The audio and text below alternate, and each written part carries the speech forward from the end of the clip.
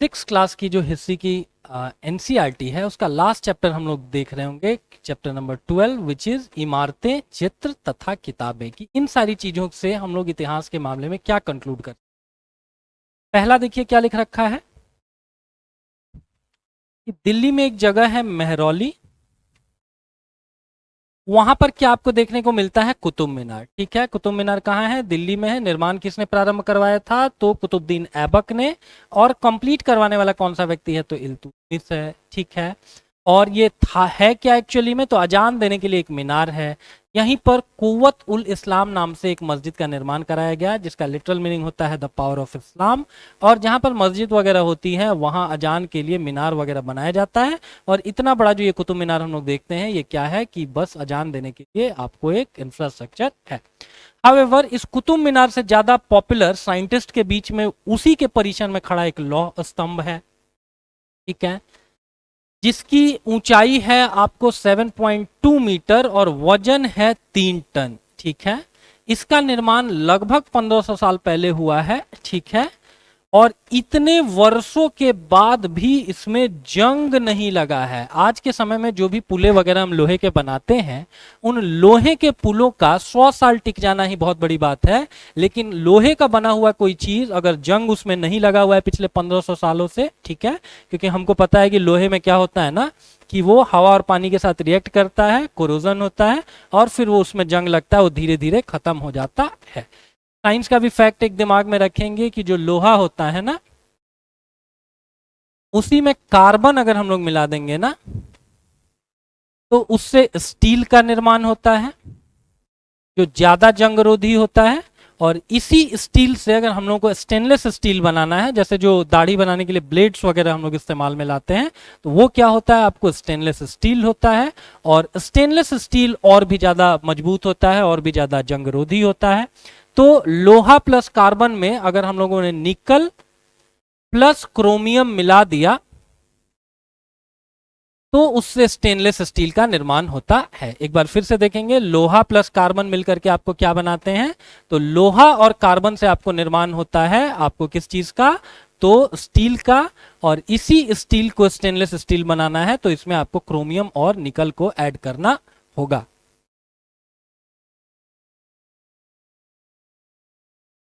ठीक है, तो अगर कोई भी इंफ्रास्ट्रक्चर, कोई सा भी ऐसी चीज अगर पिछले 1500 सालों से टिका हुआ है, तो ये हमारे जो भी पूर्वज रहे हुए हैं ना, उनकी वैज्ञानिक उपलब्धियों को ये चीज इंगित करता है। ठीक है, अब ये किस व्यक्ति ने इसको बनवाया है उसको देखते हैं। देखिए लिख रखा है कि इसमें चंद्र नाम के एक शासक का जिक्र है जो संभवतः गुप्त वंश के थे। ठीक है, ये गुप्त कालिक चंद्र जो है, सो कि चंद्रगुप्त के बारे में बात की गई है, चंद्रगुप्त विक्रमादित्य के बारे में। एक्चुअली में इस पे केवल चंद्र लिखा हुआ है। ठीक है, लेकिन फिर भी आज के समय में हम लोग कंक्लूड करते हैं कि ये चंद्रगुप्त विक्रमादित्य रहे होंगे। क्यों ऐसा, बिकॉज जो भी चंद्र नाम से दो इंपॉर्टेंट राजा हैं, एक चंद्रगुप्त मौर्य हैं और दूसरा आपको गुप्त डायनेस्टी के चंद्रगुप्त 1 और चंद्रगुप्त 2 हैं। हाउएवर इसमें जो भाषा इस्तेमाल में लाई गई है ना, इसके पास जो चीजें लिखी हुई हैं उसमें संस्कृत भाषा बहुत प्रोमिनेंट है। तो संस्कृत से हम लोग कंक्लूड करते हैं कि ये तो आपको उस समय बहुत प्रिवेलेंट नहीं रह गया था। आपको मौर्य काल के समय में संस्कृत का प्रचलन फिर से गुप्त काल में बढ़ा है, तो ये गुप्तकालीन रहा होगा। दूसरा, राजा की विशिष्टताओं में उनकी वंशावलियों के बारे में थोड़ा बताया गया है, तो इससे हम लोग कंक्लूड करते होंगे कि ये चंद्रगुप्त विक्रमादित्य की बात की गई है। तो चैप्टर का जैसे नाम ही था कि इमारतों से आपको क्या पता चल रहा है, तो इमारतों के पास अगर आपने कुछ शिलालेख वगैरह या कुछ और उत्कीर्ण करवा रखा है, तो यू कैन कंक्लूड कि ये किन्होंने बनवाया है। और ये एक हमको गौरवान्वित करने वाली चीज है।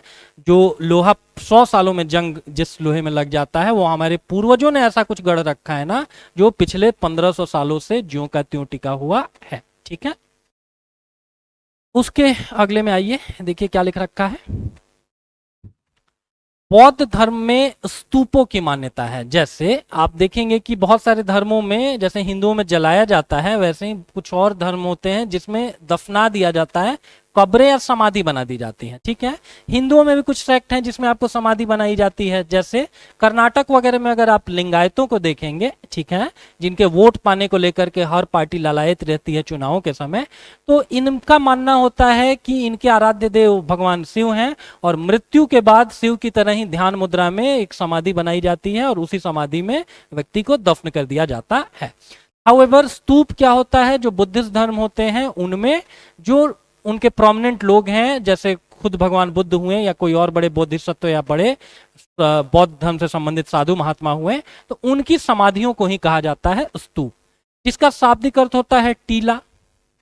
ठीक है, प्रायः सभी स्तूपों के भीतर एक छोटा सा डिब्बा रखा रहता है और इन डिब्बों में स्वयं भगवान बुद्ध या उनके अनुयायियों के शरीर के अवशेष जैसे दांत, हड्डी या राख या उनके द्वारा प्रयुक्त कोई चीज या कोई कीमती पत्थर अथवा सिक्के रखे जाते हैं यादगार के तौर पर। ठीक है, अब भगवान बुद्ध तो आज से 2500 साल पहले एग्जिस्ट करते थे, तो उनके अवशेष तो अभी आपको मिलेंगे नहीं, तो और जो बोधिसत्व या जो बड़े साधु महात्मा हैं उनकी भी जो अगर समाधि आप बनाएंगे तो उनको स्तूप ही कहा जाएगा। ठीक है, एग्जाम में यूपीएससी तक ने पूछा हुआ है कि स्तूप किस धर्म से संबंधित है, तो ये जो बुद्धिस्ट धर्म की समाधियां हैं उनको स्तूप कहा जाता था। ठीक है, ऐसा होता था तो ये गुंबद नुमा ढांचा होता था। ठीक है, डोम टाइप एक स्ट्रक्चर होता था और जैसे जैसे आपको साइंस एंड टेक्नोलॉजी डेवलप हुई है वैसे वैसे हम लोगों ने ज्यादा लुक्रेटिव, ज्यादा आकर्षक चीजें हर क्षेत्र में बनानी प्रारंभ की हैं।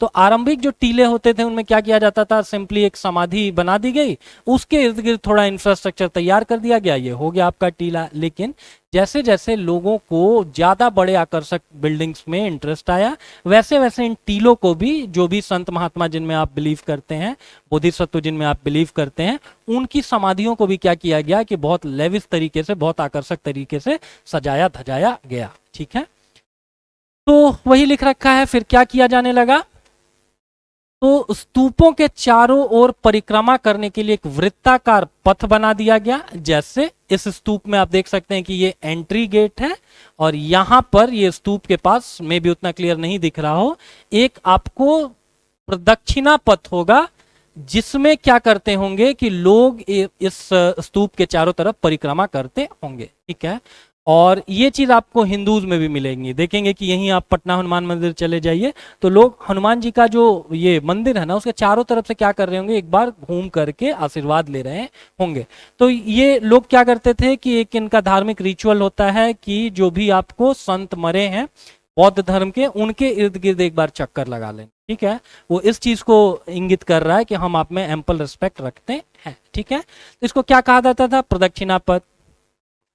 अब जो भी रास्ता होगा उसको आप रेलिंग वगैरह से घेर देंगे ताकि कोई अनवांटेड पशु वगैरह वहां एंटर ना करे और अगर वो मतलब मल मूत्र का त्याग ना करे जिससे वो जगह गंदी ना हो, ठीक है, साफ सुथरी बनी रहे। ठीक है, तो इसके लिए रेलिंग भी लगा दिया गया। हम लोग भी अपने घरों में रेलिंग वगैरह इस्तेमाल में लाते हैं अपनी जगह को मार्क करने के लिए या बाहर से सुरक्षा पर्पज से, तो यहाँ भी रेलिंग लगा दिया गया जिसको वेदिका कहते हैं। Moral of the story, exam में पूछेगा प्रदक्षिणा पद और वेदिका किससे संबंधित है, तो ये बौद्ध धर्म से संबंधित है। ठीक है, उसके अगले में देखिए क्या लिख रखा है, आपको बोल रहा है कि किसी पेज नंबर पर जाकर के अमरावती को ढूंढिए, यहां पर एक भव्य स्तूप है। ठीक है, इस पेज नंबर पर जाएंगे 113 पर तो देखेंगे अमरावती आपको कहां पर मिलेगा, तो आंध्र प्रदेश में मिलेगा। आंध्र प्रदेश में भी एक भव्य स्तूप का निर्माण किया गया है।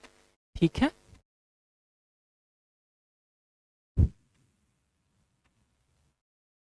अगले में देखिए क्या लिख रखा है, कई बार पहाड़ियों को काटकर बनावटी गुफाएं बनाई जाती थी और इन प्रकार की कई गुफाओं को मूर्तियों तथा चित्रों द्वारा सजा दिया जाता था। ठीक है, इसी काल में कुछ आरंभिक हिंदू मंदिरों का भी निर्माण किया गया। गुप्ताज जो राजवंश है ना, गुप्त काल को हिंदुओं का स्वर्ण युग कहा जाता है। ठीक है, ब्रह्मा विष्णु महेश, खासतौर से भगवान जो विष्णु है उनको आपको प्रमुख देवता के तौर पर मान्यता इसी गुप्त काल में मिली है। ठीक है, वही लिख रखा है कि इन मंदिरों में विष्णु, शिव और दुर्गा जैसी देवी देवताओं की पूजा होती थी। आगे चल के दुर्गा जी भी बहुत इंपॉर्टेंट हो गई हैं और इनके आधार पर एक नए संप्रदाय का उद्भव हुआ है जिसको शाक्त संप्रदाय कहते हैं। ठीक है, शाक्त शक्ति वर्ड से बना हुआ है। एग्जाम में पूछेगा शाक्त संप्रदाय किससे संबंधित है, तो हिंदुओं से संबंधित है। उसमें विशिष्ट तौर से महिला आपको देवी देवताओं की पूजा की जाती, देवियों की पूजा की जाती है।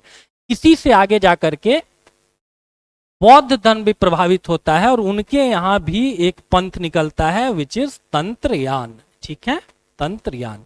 और ये इसको हम लोग महायान के ही अपग्रेडेड वर्जन के तौर पर देख सकते हैं।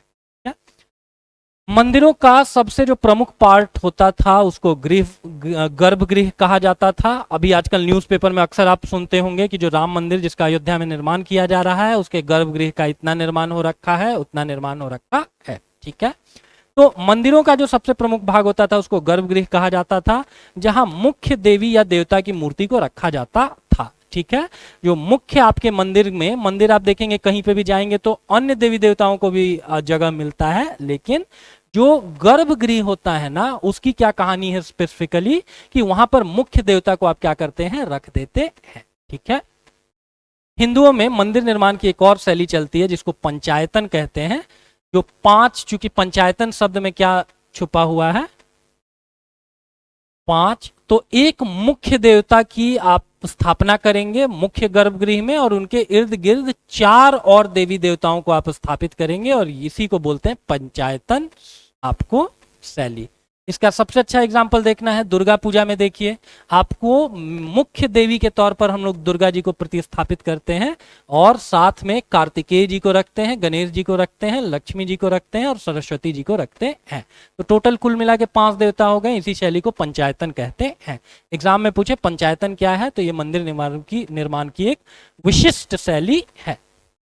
ठीक है, अच्छा, एक और इंटरेस्टिंग फैक्ट सोच करके देखिए कि पुराने समय में जो भी गर्भगृह होते थे ना वो एक सेपरेट जगह होती थी मंदिर में और वहां प्राय अंधेरा रखा जाता था। ठीक है, एक ही वहां प्रकाश स्रोत होता था जो कि प्राय देवता के पीछे से आता था, मुख्य देवता के पीछे से, ताकि आप अंधेरे में प्रकाश के एक लौते स्रोत के तौर पर उस देवता को समझे और अपना सारा ध्यान वहां पर केंद्रित करें। आजकल की तरह नहीं कि मंदिरों में लेकर के मोबाइल चले गए हैं और दर्शन से ज्यादा मेरा कहीं ना कहीं मकसद रह गया है कि कैसे मेरा अच्छा सेल्फी आ जाए, कैसे 4-10 लोगों को दिखाने के लिए सोशल मीडिया पर मेरे पास फोटोज वगैरह आ जाए। बहरहाल गर्भगृह मंदिरों का मुख्य भाग होता है जहां पर मुख्य देवी या देवता की मूर्ति को रखा जाता है। स्तूपों की चर्चा कर रहे थे। एक स्तूप कहां पर है, सबसे बड़ा स्तूप सांची में है। सांची कहां पर है तो मध्य प्रदेश में है और इसका निर्माण किससे किया गया है, ईंटों से।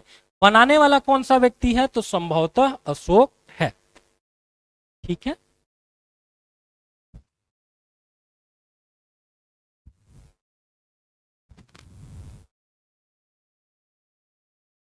ठीक है, यहां देखिए क्या लिख रखा है कि मंदिरों में उसके ऊपर काफी ऊंचाई तक निर्माण किया जाता था जिसको शिखर कहते हैं। ठीक है, बेसिकली इंडिया में मंदिर निर्माण की 3 श्रेणियां, आपको 3 शैलियां देखने को मिलती हैं। नॉर्थ इंडिया में नागर,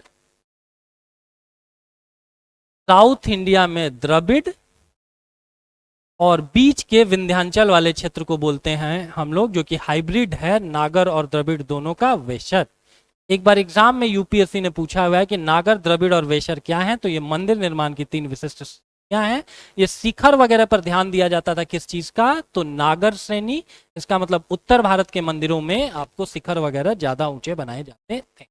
वहीं दक्षिण भारत में चले जाएंगे तो देवता को प्रसन्न करने के लिए जो एंट्री गेट्स होते थे ना उनको कहा जाता था गोपुरम। इन गोपुरमों को बहुत ऊंचाई तक बनाया जाता था और होता यह था कि अगला आने वाला राजा है वो पिछले वाले राजा के गोपुरम से भी बड़ा गोपुरम बना देता था और अगला आने वाला राजा और ऊंचा।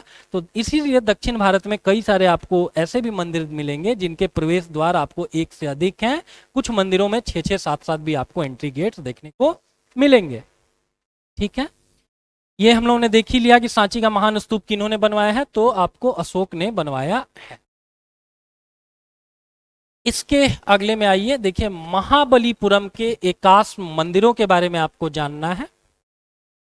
एकास्मिक कहने का मतलब है कि एक पत्थरों से ही इनका निर्माण किया गया है। ठीक है, किस व्यक्ति ने बनाया है यहां पर नहीं दे रखा है, लेकिन आपको जानना है नरसिंह वर्मन एक ने, नरसिंह वर्मन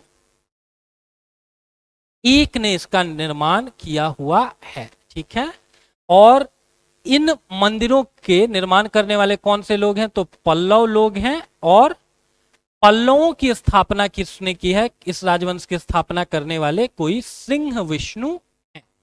इसी मंदिर का यहाँ पर आपको इमेज वगैरह दे रखा है।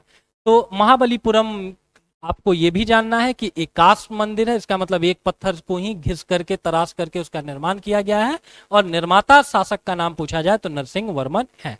ये भी जानेंगे, एनसीईआरटी में नहीं दे रखा है बट फिर भी कि सिंह विष्णु इस डायनेस्टी के स्थापक हैं। बार बार हम आप लोगों को बताते हैं कि एनसीईआरटी अगर आप कवर करेंगे ना तो आपका 30-40% सिलेबस कवर अप होगा, ठीक है।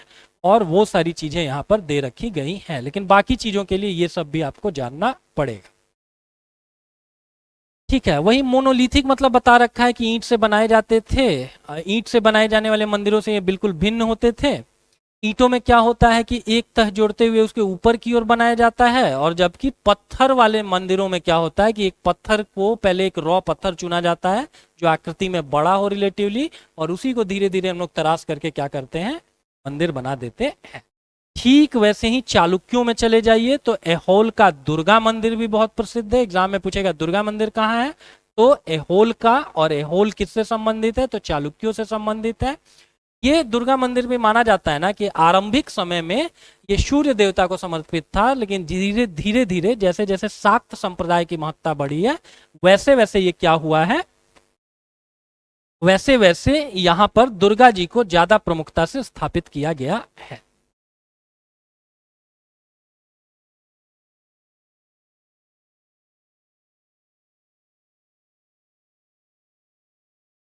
इसमें यही दे रखा है कि इतने शानदार ढांचों के निर्माण के लिए जरूर राजा रानी मदद करते होंगे। इसके अतिरिक्त समाज के जो और भी धनी लोग रहते होंगे वो लोग भी इस काम को करते होंगे, ठीक है। जैसे हाथी दांत का काम करने वाले श्रमिकों के संघ ने सांची के एक अलंकृत प्रवेश द्वार को बनाने का खर्च दिया है। अब इन मंदिरों के निर्माण के लिए बहुत बड़े पैमाने पर धन चाहिए। धन कौन दे सकते हैं उस समय, या तो राजा रानी दे सकते हैं अथवा जो बड़े व्यापारी हैं या व्यापारियों का संघ है, ठीक है। तो यहाँ एक फैक्ट दे रखा है, इसको जरूर जानेंगे कि हाथी दांत का काम करने वाले श्रमिकों का संघ ने सांची के एक अलंकृत प्रवेश द्वार को बनाने का खर्च दिया था, और ये चीज समहाउ वहां पर मेंशन भी है, ठीक है ना। और प्रवेश द्वार को बौद्ध धर्म के स्तूपों में क्या कहा जाता था, तो उनको तोरण कहा जाता था। ये फैक्ट भी बहुत इंपॉर्टेंट है, इसको भी ध्यान में रखेंगे, ठीक है। फिर देखिए बोल रहा है कि मानचित्र में अजंता को ढूंढिए। अजंता कहां पर है, तो ये महाराष्ट्र के औरंगाबाद जिले में है। एक औरंगाबाद आपको बिहार में भी है जहां का सूर्य मंदिर बहुत प्रसिद्ध है। बहरहाल एक अजंता आपको, एक औरंगाबाद आपको कहां पे है, महाराष्ट्र में भी है, जहां पर ये अजंता के आपको रॉक कट केव हैं। कुल यहाँ पर आपको 29 गुफाएं दिखती हैं, और इन गुफाओं में आपको कौन लोग रहते थे, बुद्धिस्ट लोग रहते थे, और बुद्धिस्ट लोगों के रहने के लिए ही इनको बनाया गया था। लास्ट क्लास में हम लोगों ने बात किया है बौद्ध धर्म से संबंधित कुछ कल्पनाओं को। स्तूप इनकी समाधियां होती थी। चैत्य क्या होता था, चैत्य इनके लिए होता था इनका उपासना गृह और विहार, जहां पर ये लोग रहते थे। और चूंकि जब तुर्क लोग इंडिया बिहार में आए हैं तो इनको हर जगह बहुत बड़े पैमाने पर क्या देखने को मिले हैं, विहार मिले हैं, और उसी से बिहार जो राज्य है उसको नाम मिला है। कुल कितनी केव्स हैं, रॉक कट केव्स हैं। रॉक कट कहने का मतलब यह है कि पत्थरों को ही आपको पर्वतों के बीच ही इसको तराश करके इनका निर्माण किया गया है, ठीक है। बौद्ध भिक्षुक यहाँ रहते थे। इसके अतिरिक्त इन गुफाओं की संख्या कितनी है वो देखिए, एनसीईआरटी में नहीं दिया हुआ है बट पूछ देते हैं, 29। और इनमें बहुत सारे आपको चित्र देखने को मिलते हैं, और ये चित्रों का रंग 1500 सालों के बाद भी अभी तक चमकदार है, ठीक है। अच्छा, पहले पेज पे हम लोगों ने देखा कि 1500 सालों से लगभग लौह स्तंभ भी है और 1500 सालों से ये भी है। तो इसका मतलब एग्जाम में अगर आपसे पूछे कि अजंता का निर्माण मोस्ट परमानेंट तरीके से किन राजवंश के समय में हुआ है, तो इनका निर्माण हुआ है गुप्त काल में। अगला देखिए क्या लिख रखा है कि यहाँ के जो चित्रों के रंग हैं आज भी ये स्थायी बने हुए हैं, और देखने में आपको अच्छा लगेगा जैसे अभी हाल फिलहाल में ही इनको बनाया गया है, ठीक है। दो तीन चित्रों की चर्चा आर्ट एंड कल्चर के हिसाब से बहुत इंपॉर्टेंट है। जैसे एक जगह इन लोगों ने क्या किया है कि भगवान बुद्ध को दिखाया है, और बुद्ध के एक तरफ एक व्यक्ति हैं पद्मपानी, और दूसरे तरफ है वज्रपानी। ठीक है, पद मतलब कमल होता है, इनके एक तरफ एक ऐसे देवता हैं जिनके हाथ में कमल है और दूसरे तरफ एक ऐसे देवता हैं जिनके हाथ में वज्र है। हिंदू धर्म के हिसाब से देखिए तो वज्र माना जाता है कि राजा इंद्र का जो है सो कि शस्त्र है, और कहीं ना कहीं उस समय दोनों धर्मों के बीच जो टकरार चलती होगी, तो बौद्ध धर्म वालों ने ये दिखाने के लिए कि हमारे गौतम बुद्ध ज्यादा सुपीरियर हैं, ऐसा संभवतः चित्र का निर्माण कराया होगा जिसमें एक बोधिसत्व वज्रपानी किसकी सेवा में खड़े हैं, तो भगवान बुद्ध की। ठीक है, और ये वज्र अगर गौर से देखिए तो हिंदू धर्म में भगवान इंद्र का अस्त्र माना जाता है। अगले में आ जाइए, कुछ पुस्तकों के बारे में जानिए। करीब 1500 साल पहले एक प्रसिद्ध तमिल महाकाव्य शिल्पादिकारम की रचना किसने की? इलांगो ने की। ठीक है, एग्जाम में पूछते हैं शिल्पादिकारम किस आपको भूमि से संबंधित है, तो तमिल भूमि से। किसने लिखा है? तो इलांगो ने लिखा है। इसकी कहानी क्या है? केवलम नाम के एक व्यापारी की कहानी है जो पुहार में रहता था और वो अपनी पत्नी कन्नगी की उपेक्षा कर एक नर्तकी माधवी से प्रेम करने लगा। ये सारे नाम अगर आपको याद होंगे तो, क्योंकि अब पुराने क्वेश्चंस खत्म हो गए, अब नए नए क्वेश्चंस आपको कॉम्पिटिटिव एग्जाम्स बनाते हैं, तो आपसे पूछ देंगे इस नाम को लेकर के कि कोलम नाम के व्यापारी की कहानी किस पुस्तक में है, तो शिल्पादिकारम में है। और इसके साथ एक और इस कहानी का ये पहला पार्ट था, कहानी का एक दूसरा पार्ट भी आता है आगे चल करके।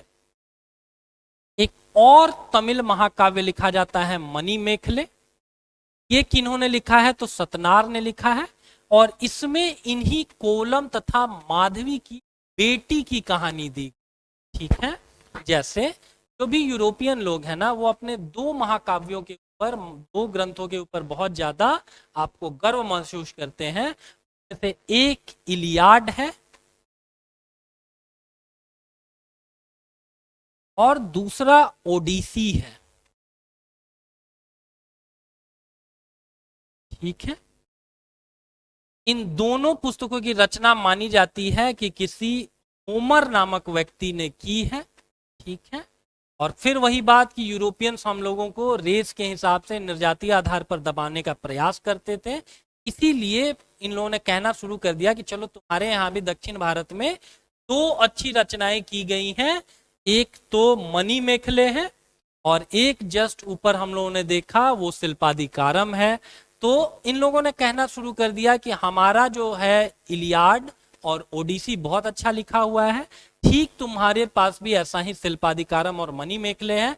तो भारत के संदर्भ में आपको इलियाड और ओडिसी पुस्तकें कौन सी हैं? तो यही शिल्पादिकारम और मणिमेखले है।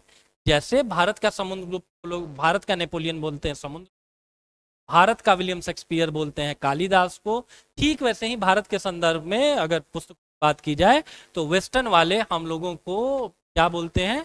जैसे हमारे यहाँ इलियाड और ओडिसी अच्छी किताबें लिखी गई हैं, आपके यहाँ दक्षिण भारत में शिल्पादिकारम और मणिमेखले है।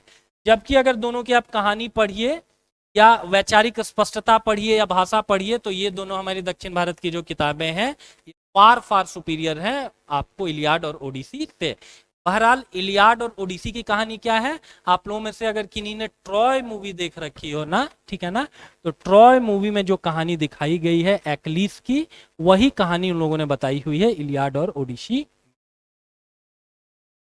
इसके अतिरिक्त लेखक जैसे कालिदास, लास्ट क्लास में भी हम लोगों ने चर्चा किया, मेघदूतम की, अभिज्ञान शकुंतलम की, कुमार संभवम की, तो ये सब किन्होंने लिखा है? कालिदास साहेब ने लिखा है।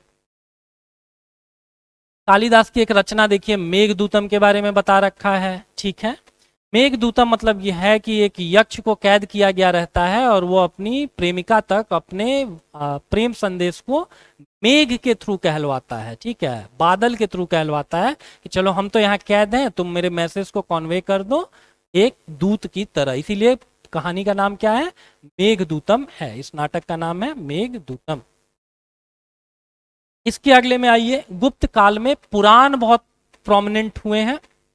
पुराणों का शाब्दिक अर्थ क्या होता है? प्राचीन या पुराना। अधिकतर पुराण सरल संस्कृत श्लोकों में लिखे गए हैं ताकि सारे लोग सुन और समझ सकें। स्त्रियां तथा शूद्र जिन्हें वेद पढ़ने की अनुमति नहीं थी वे भी इसे सुन सकते थे। ठीक है, क्योंकि जो एंशियंट वैदिक लिटरेचर था वो बहुत क्लिष्ट था, तो सरल करके ऐसे लोग जो आपको वेद वगैरह नहीं समझ सकते हैं, नहीं पढ़ सकते हैं, उनके लिए भी इसको क्या कर दिया गया, अलाउ किया गया। उसके अगले में देखिए, पुराणों और महाभारत दोनों को ही माना जाता है कि व्यास नाम के ऋषि ने रचा है। पुराणों की संख्या कितनी है, तो 18 है। सबसे अच्छा इसमें बहुत प्रोमिनेंट तरीके से भगवान विष्णु और भगवान शंकर की कथाओं का संकलन किया गया है। अगर एग्जाम में ये पूछे कि पहला पुराण कौन सा है, तो भगवान विष्णु के 10 अवतार में से पहला अवतार कौन सा है, तो मत्स्य अवतार है। And that's the exact reason कि पहला पुराण जो है, सबसे प्राचीन पुराण कौन सा है, तो वो मत्स्य पुराण ही है। और ठीक वैसे ही रामायण के लेखक किनको कहा जाता है, तो आपको वाल्मीकि को कहा जाता है। इसके अतिरिक्त जातक कथाओं के बारे में हम लोगों ने बात किया हुआ है कि जातक कथा क्या होती है, कि भगवान बुद्ध के पूर्व जन्मों की कहानियां हैं। तो जितने भी बुद्धिस्ट आपको आर्किटेक्ट होंगे उसमें आपको जातक कथाएं देखने को मिल जाएंगी।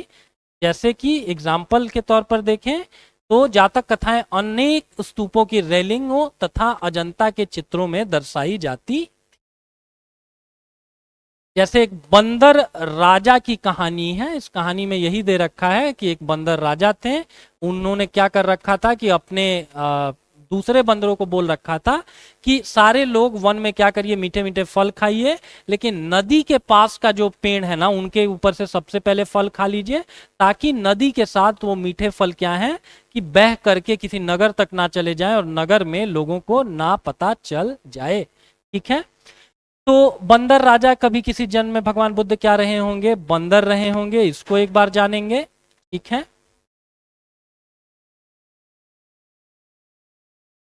इसके अतिरिक्त लास्ट कुछ चीजें यहां पर दी गई हैं। देखिए क्या लिख रखा है कि इसी समय गणितज्ञ तथा खगोल शास्त्री आर्यभट्ट, जो कि पटना के ही थे, इन्होंने संस्कृत में आर्यभट्टियम का नामक पुस्तक लिखी है।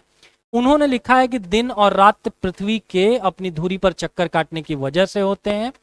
आज के समय में ना हम लोगों को वेस्ट वाले पढ़ा देते हैं कि ये कोर्पनिकस ने बताया सन सेंट्रिक सिद्धांत, लेकिन आर्यभट्ट ने उनसे 1000 साल पहले क्या किया है, ये चीज बता दिया था कि सूर्य के चारों तरफ पृथ्वी घूमती है, न कि पृथ्वी के चारों तरफ आपको सूर्य घूमता है। ठीक है, और हम लोगों को अभी पढ़ा दिया गया है अंग्रेजों के द्वारा कि ये सारी खोजें कोर्पनिकस और गैलीलियो ने हमको बताई है।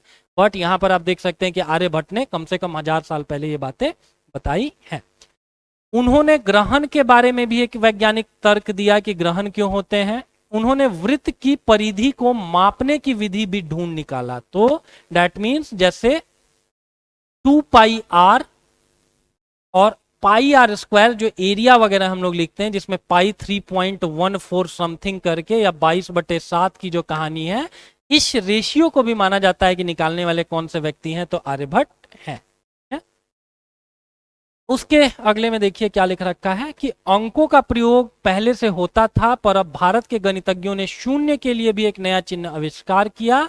यही पद्धति, चूंकि इंडियन जो बिजनेसमैन थे, मर्चेंट्स थे, वो अरबों के साथ बिजनेस करते थे और अब फर्दर भारत की चीजों को ही खरीद करके महंगे दामों में यूरोप में बेचते थे। बेसिकली ये लोग मीडिएटर थे। अभी भी देखेंगे तो रेगिस्तानी जगह है, वहां पर किसी चीज को आप प्रोड्यूस कर नहीं सकते हैं, कोई भी नेचुरल रिसोर्सेज, वो तो तेल वेल अभी इधर 2-3 सालों से आ रखा है ना, पहले इनके पास कुछ था नहीं, तो ये मीडिएटर्स का काम करते थे। इंडिया में मैथ्स में शून्य वगैरह का इजाद हुआ, इसको अरबों ने हमसे सीखा और धीरे धीरे यूरोप में फैला दिया।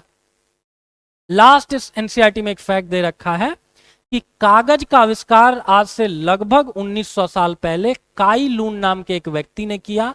और कहां किया, तो चीन में किया। हालांकि जिस तरीके से हम लोगों ने देखा था कि रेशम बनाने की तकनीक को इन लोगों ने सदियों तक गुप्त रखा, ठीक वैसे ही कागज बनाने का या इवन बारूद बनाने की तकनीक को भी इन लोगों ने सदियों तक अपने तक ही कॉन्फाइंड रखा। तो ये सारी चीजें लास्ट चैप्टर में दी हुई हैं, और फिर हम लोग आगे कभी 7th क्लास की एनसीईआरटी वगैरह देख रहे हैं।